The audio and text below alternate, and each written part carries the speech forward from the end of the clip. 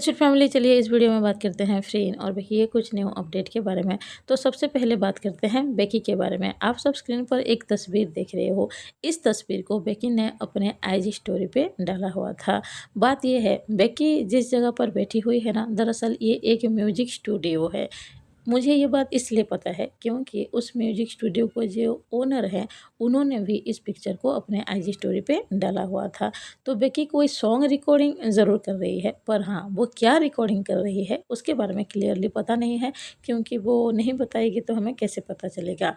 पर मुझे ऐसा लग रहा है क्योंकि नेक्स्ट मंथ यानी कि मई मंथ में ही बेकी का जो म्यूजिक एल्बम है वो रिलीज़ होने वाला है। शायद इसीलिए ही वो अपने म्यूजिक पर अभी ज़्यादा ध्यान दे रही है और रिकॉर्डिंग भी कर रही है। और एक बात, अभी आप सब स्क्रीन पर बेकी की शेड्यूल देख सकते हो, जो कि 1 अप्रैल से लेकर 15 अप्रैल तक का है। अगर आप ध्यान से देखोगे तो आपको पता चलेगा 6 अप्रैल और 7 अप्रैल को कॉन्फिडेंशियल रिकॉर्डिंग लिखा हुआ है। तो ये सारी चीज़ें देखकर तो यही साफ-साफ समझ में आता है, बेकी अभी अपने म्यूजिक पर ही काम कर रही है। वैसे ये देखने में मज़ा आएगा, उसकी जो सॉन्ग होगा वो कैसा होने वाला है। और बेकी ने तो ये भी कहा है, ये जो सारे सॉन्ग होंगे ये हार्ट ब्रेक सॉन्ग होगा। तो देखते हैं कैसा होने वाला है। और अब बात करते हैं फ्रीन के बारे में। आप सब स्क्रीन पर कुछ पिक्चर्स देख रहे हो, और ये जो सारे पिक्चर्स है ना, ये राखी मूवी की बीटीएस एक वीडियो के ही पिक्चर्स है। और इस वीडियो को अगर आप देखना भी चाहोगे तो आप यूट्यूब पर आराम से देख सकते हो। अभी मैंने स्क्रीन पर पिक्चर डाला हुआ है, यूट्यूब चैनल का नाम भी नज़र आ रहा है। तो इसी चैनल पे ये वीडियो आया हुआ है, राखी मूवी की शूटिंग के वक्त का ही ये बीटीएस है। अगर आप देखना चाहो तो ज़रूर देख सकते हो। वैसे फ्रीन ने यहाँ पर ये भी बताया है, जो उसकी कैरेक्टर है ना नोमसाई, वो कैसी है। फ्रीन ने यहाँ पर बताया है, नोमसाई की जो कैरेक्टर है वो बहुत ज़्यादा सीधी है, मतलब बहुत ही अच्छी है। फ्रीन ने तो ये भी बताया, जब मैं स्क्रिप्ट पढ़ रही थी मुझे सच में ऐसा लगा, कोई पर्सन इतनी ज़्यादा सीधी कैसे हो सकती है, इसको तो अगर कोई 5 थप्पड़ भी मारेगा तो चलेगा। मतलब फ्रीन इस टाइप की चीज़ें इस वीडियो में कहती हुई नज़र आई है। तो अगर आप चाहोगे तो देख सकते हो। और अब बात करते हैं इस पिक्चर के बारे में। ये जो पिक्चर है ना, द लॉयल पिन की एक एपिसोड की बीटीएस पिक्चर है, जो कि अभी बहुत ज़्यादा वायरल हो रहा है। और सब यही बोल रहे हैं, फ्रीन सच में बेकी के लिए कितनी ज़्यादा इमोशनल है। ऐसा क्यों है वो मैं अभी बताती हूँ पूरी डिटेल में। बात ये है, ये जो पिक्चर है आप सबको याद ही होगा, द लॉयल पिन एपिसोड 7 में जब पिन और अनिल एक दूसरे के साथ मौजूद होते हैं, तो अनिल कहती है कि कल सुबह मुझे जाना है लंदन। तो पिन बहुत ज़्यादा इमोशनल हो जाती है, वो बहुत ज़्यादा रोने लगती है और वो अनिल से ये कहती है, मैं नहीं देख पाऊँगी जब तुम यहाँ से जाओगे। और पिन यहाँ पर ये भी बता देती है, तुम जब यहाँ से जाओगे तब मैं तुम्हारे सामने मौजूद नहीं रहूँगी। और पिन जो है वो बहुत ज़्यादा इमोशनल हो रही होती है, उसकी आँखों से आँसू बह रहे होते हैं। अनिल थोड़ी सी समझाने की कोशिश करते हैं। आप सबको ये सीन तो याद ही होगा।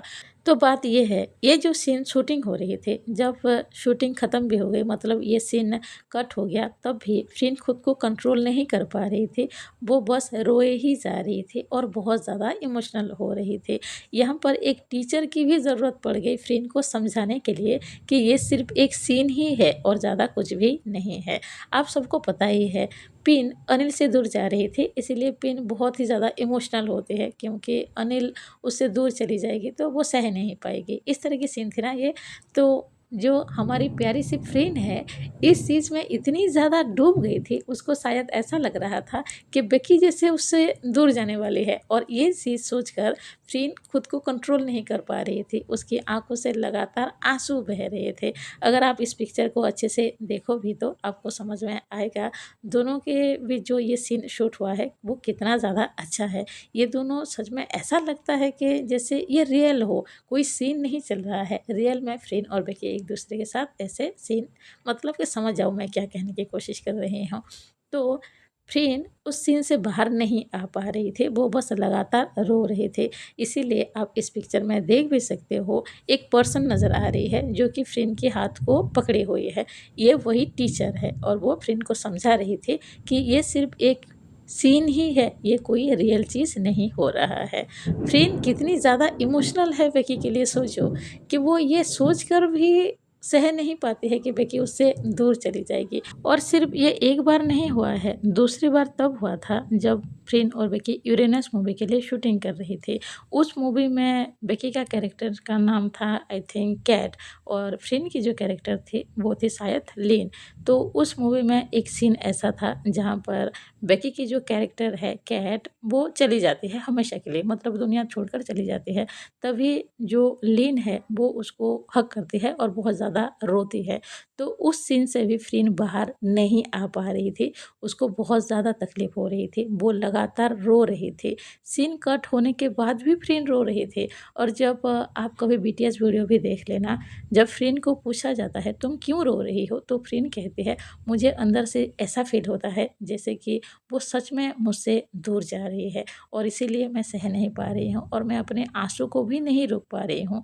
मतलब फ्रिन ने लिटरली ये कहा है उस बीटीएस वीडियो में, उसको अंदर से ऐसा फ़ील होता है कि जैसे बेकी उससे दूर जा रही है, और ये चीज़ सोचकर फ्रिन सह नहीं पाती है, वो अपने आँसू को रोक नहीं पाती है।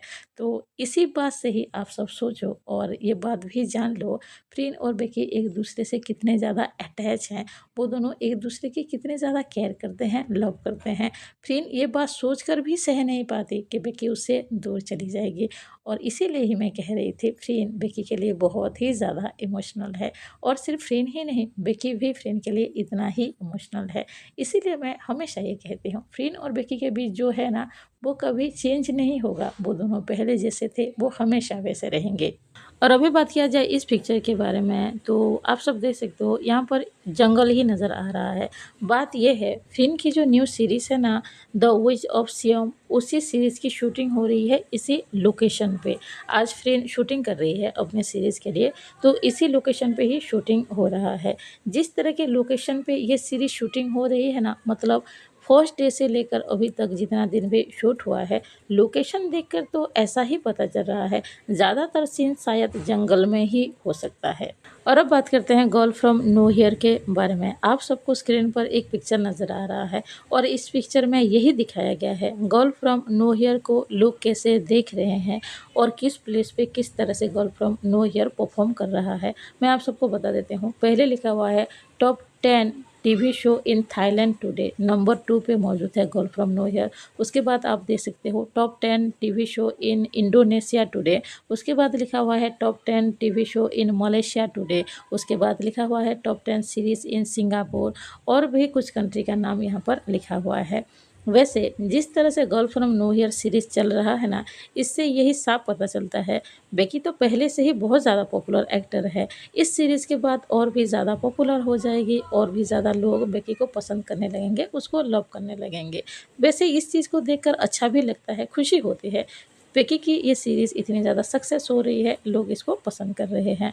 और अब बात करते हैं इस वीडियो के बारे में। ये वीडियो दरअसल 2025 का है, जब फ्रिन और बेकी को सैंकरन फेस्टिवल के लिए इनवाइट किया गया था। वो दोनों वहाँ पर गए हुए थे, और आप सब इन दोनों का लुक भी देख सकते हो, दोनों काफ़ी ज़्यादा ब्यूटीफुल लग रहे थे। मैं ये वीडियो इसलिए दिखा रही हूँ, ये बताने के लिए कि फ्रिन किस तरह से क्विकली रिएक्ट करती है अगर बेकी के ऊपर कुछ होता है, यानी कि फ्रिन कितनी ज़्यादा केयर करती है बेकी की। आप इस वीडियो को देखोगे तो आपको अच्छे से समझ में आ जाएगा, और ये चीज़ अभी तक बदली नहीं है, फ्रिन आज भी वैसी ही है। आप सब देखो, जब गाड़ी चल रही होती है तो फ्रिन बेकी गाड़ी के ऊपर खड़े होते हैं ना, तो शायद बेकी की बैलेंस थोड़ी सी बिगड़ती है, तो फ्रिन सडनली ही उसको होल्ड कर लेती है, उसकी कमर को ऐसे हाथ रख देती है उसको होल्ड करने के लिए, और उसके हाथ को भी पकड़ लेती है। उसके बाद आप सब यहाँ पर देख सकते हो, जब बेकी के ऊपर पानी गिर रहा था, उसकी नेक को आप देख सकते हो, फ्रिन सडनली ही अपने हाथ लेकर बेकी के नेक के ऊपर रख देती है, ताकि बेकी के ऊपर पानी आकर ना गिरे, पानी ना लगे उसको। मतलब समझ रहे हो, सडनली फ्रिन रिएक्ट करती है अगर बेकी के साथ कुछ होता है, तो ये चीज़ें होती है। और ये दिखता भी है कि वो दोनों एक दूसरे के लिए कितने ज़्यादा केयर करते हैं। फ्रिन तो एकदम से ही मतलब क्विकली रिएक्ट करती है, बेकी को कहीं कुछ हो ना जाए, प्यारी सी नाजुक कली है ना हमारी बेकी, बस इसलिए, खास करके फ्रिन के लिए। तो हाँ, मुझे तो ये लगता है, और ये सारी चीज़ें अभी तक नहीं बदली है और ना ही कभी बदलेगा। फ्रिन बेकी के लिए जितने ज़्यादा केयर करती है ना, उसके दिल में बेकी के लिए जो जगह है, मुझे नहीं लगता कि वो कभी चेंज होगा। और आखिर में मुझे आप सबसे कुछ जानना था। बात ये है, एक पर्सन ने वीडियो के नीचे कमेंट किया था, उन्होंने लिखा हुआ था मैं अपने हर एक वीडियो में नेगेटिव थंबनेल क्यों लगाती हूँ? इसलिए क्योंकि मुझे ज़्यादा व्यूज़ चाहिए होता है। तो मुझे आप सबसे ये पूछना था, क्या मैं सच में ऐसा ही कर रही हूँ? क्या आप सबको ऐसा फ़ील होता है कि मैं हर एक वीडियो में नेगेटिव थंबनेल ही डाल रही हूँ और मैं ये सब व्यूज़ के लिए ही कर रही हूँ? देखो, मैं अपने काम ईमानदारी से करती हूँ और ये पूरी तरह से सच है। आप सबने भी शायद ये चीज़ मतलब शायद नोटिस किया होगा। मैं रॉन्ग भी हो सकती हूँ, आप सब प्लीज़ कमेंट बॉक्स में बताना। तो आप सबको क्या लगता है, क्या मैं हर एक वीडियो में नेगेटिव थंबनेल ही लगा रही हूँ? क्योंकि जितना मुझे पता है, मुझे याद है, मैं हर एक वीडियो में पॉजिटिव थंबनेल ही लगाने की कोशिश करती हूँ। बाकी आप सब प्लीज़ बताना कि क्या ये सच है, मैं व्यूज़ के लिए ये कर रही हूँ और क्या मैं हर एक वीडियो में नेगेटिव थंबनेल ही डाल रही हूँ? प्लीज़, प्लीज़, प्लीज़ मैं रिक्वेस्ट कर रही हूँ, आंसर ज़रूर दीजिएगा। अभी के लिए बस इतना ही है, मिलते हैं नेक्स्ट वीडियो में। अगर आप सबको वीडियो अच्छा लगा हो प्लीज़ लाइक कीजिए, अगर कोई नया हो तो ज़रूर सब्सक्राइब कीजिए। कमेंट बॉक्स में बता सकते हो वीडियो कैसा लगा। Bye bye, thank you.